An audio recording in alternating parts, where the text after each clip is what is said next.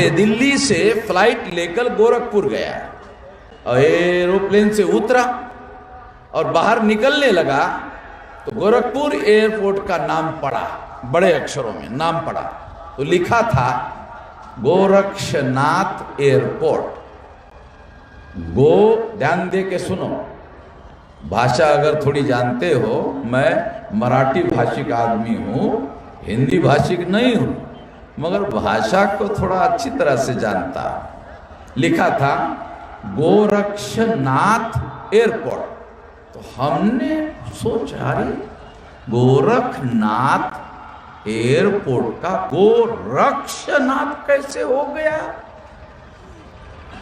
गोरखनाथ का गोरक्षनाथ कैसे हो गया? कई गोरखनाथ को गोरक्षा के काम पर तो नहीं लगाया जा रहा है। आप समझ नहीं रहे शायद, क्योंकि बीजेपी की जो मां है वो गाय है, वो गाय को ले चलते रहते हैं। तो उन्होंने सोचा कि ये गोरखनाथ जो है ये तो बुद्धिस्ट आदमी है। तो एक बड़े ब्राह्मण जो है हजारी प्रसाद द्विवेदी, यादव जी आप प्रोफेसर रहे हैं, मैं यूपी का नहीं हूं मगर मैं मतलब की बात अच्छी तरह जानता हूं। हजारी प्रसाद द्विवेदी ने लिखा कि गोरखनाथ जी का संबंध जो है वो बुद्धिज्म से है। तो कैसे हैं? देखो, बुद्धिज्म में 4 पंथ है, हीनयान, महायान, वज्रयान, तंत्रयान। तो गोरखनाथ तंत्रयान बुद्धिज्म के प्रधान आचार्य, प्रधान मुख्य, यानी ऐसा कहा जाता है निर्माता।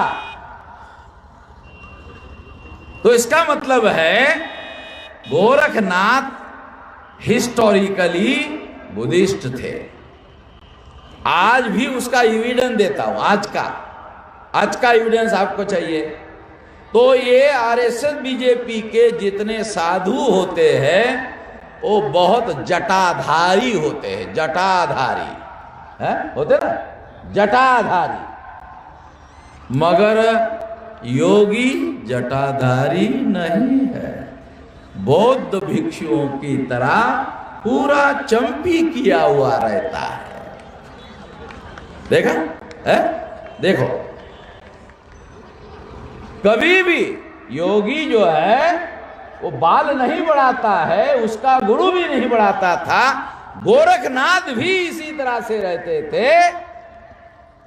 ये बुद्धिस्ट परंपरा है।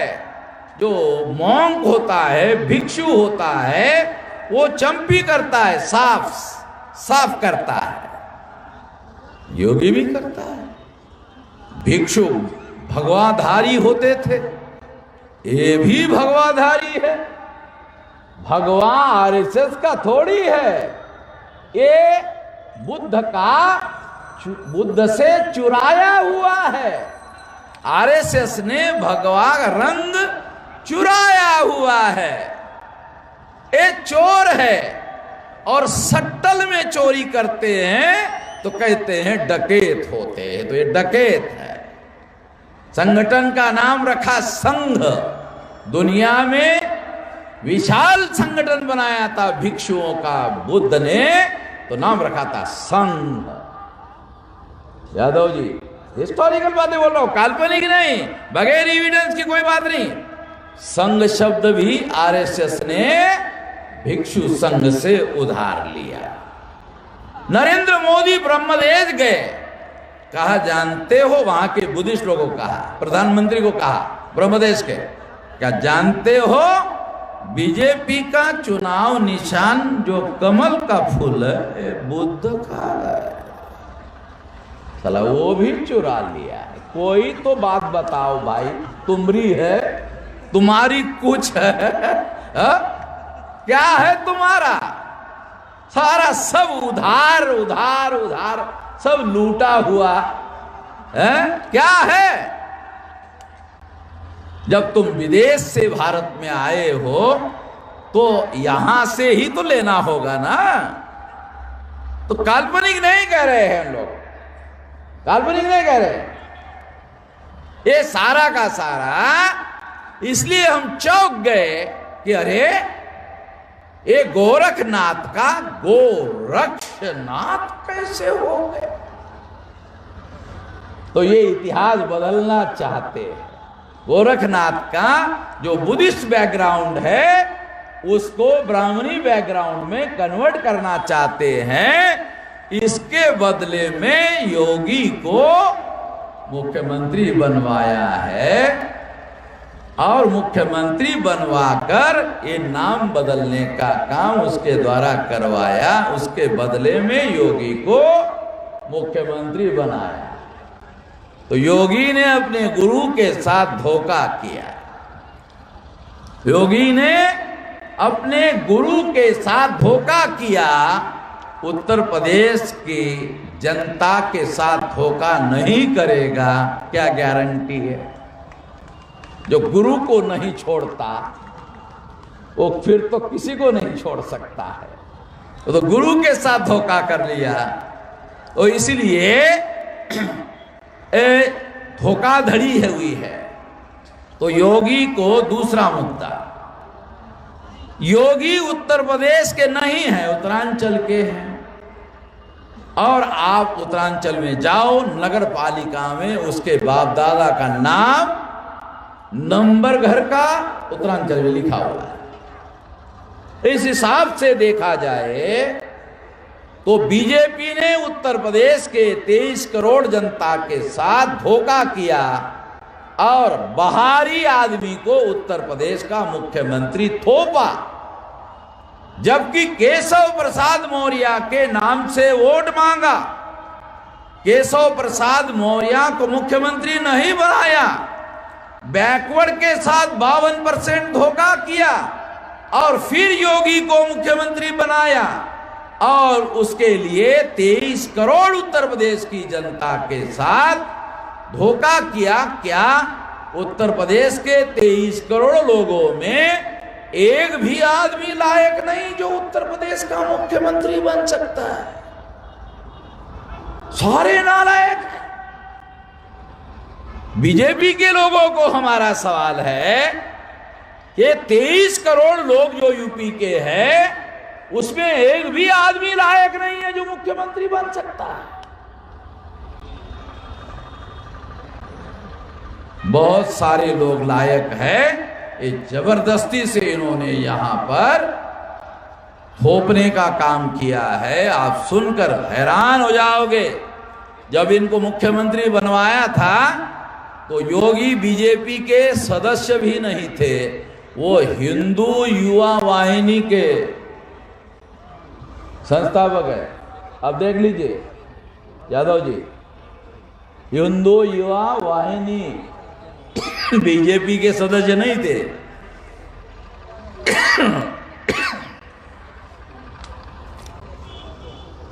तो इस तरह से साथियों ये धोखाधड़ी हुई है।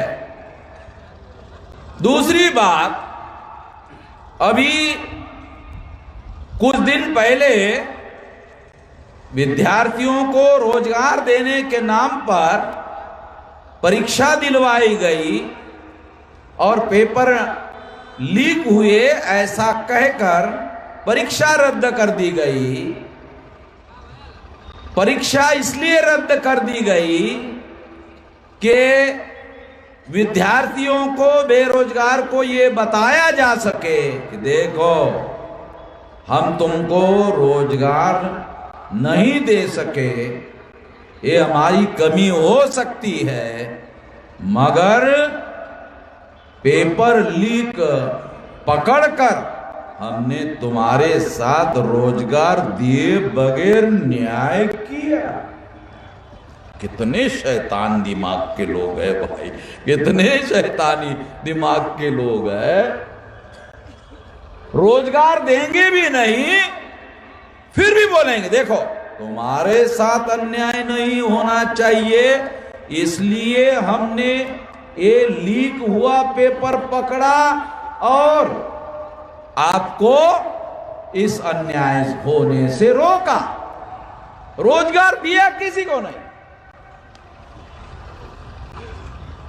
तो इस तरह से ये धोखाधड़ी करने का काम ये लोग कर रहे हैं। दूसरी बात, आखिरी बात हम कहना चाहते हैं कि ये लोग इस देश में देश के विकास की डेली बात करते हैं। बीजेपी, आरएसएस, विश्व हिंदू परिषद के लोग राष्ट्रवाद पर डेली बोलते हैं, राष्ट्रवाद पर डेली बोलते हैं, राष्ट्रवाद पर। ये राष्ट्रवादी नहीं है, प्रोपोगंडिस्ट है, प्रचारवादी लोग हैं। ये राष्ट्रवाद का प्रचार करते हैं तो प्रचारवादी है, राष्ट्रवादी नहीं है। क्योंकि जब ये हिंदुत्व की बात करते हैं तो ये लोग ब्राह्मण धर्म का, वर्ण व्यवस्था, जाति, संविधान के साथ धोखा करना चाहते हैं। तो जो लोग संविधान के साथ धोखा करना चाहते हैं, वो संविधान ने एससी, एसटी, ओबीसी और माइनॉरिटी को मौलिक अधिकार दिए हैं, फंडामेंटल राइट दिया है, और ये सारे अधिकार खत्म हो जाएंगे। इसलिए आप लोगों को सावधान रहना चाहिए। हम सावधान करने के लिए ये रैलियां सारे देश भर में, उत्तर प्रदेश में कर रहे हैं। 18 मंडलों में 18 रैलियां। और बीजेपी, आरएसएस के पास पैसे की कमी नहीं है, बहुत सारा उनके पास काला धन है, मगर फिर भी डेली रैलियां नहीं कर पा रहे। हम डेली कर रहे हैं। इसके बावजूद कर रहे हैं कि हमारे पास काला धन नहीं है। काला धन तो छोड़ो, हमारे पास सफेद नहीं है, धन नहीं है, हमारे पास लोग है, लोक समर्थन है, और लोक समर्थन की वजह से डेली रैलियां कर रहे हैं। और लोग सारे देश भर में, उत्तर प्रदेश में इकट्ठा हो रहे हैं। तो वो लोग उत्तर प्रदेश के चाहते हैं परिवर्तन हो, तो परिवर्तन होगा। आखिरी बात, यदि उत्तर प्रदेश में अपोजिशन पार्टी की सरकार बनी, अगर बनी तो हमारे समर्थन के बगैर नहीं बनेगी। खास बात बता रहा हूं, हमारे समर्थन के बगैर उत्तर प्रदेश में अगर अपोजिशन की सरकार बनी तो हमारे समर्थन के बगैर नहीं बनेगी। और एक धीरे से बताता, नहीं बनने दूंगा, वो थोड़ा सा धीरे से बताता। क्यों? क्योंकि पर्दे के पीछे हम वैसा प्लान बनाकर काम कर रहे हैं।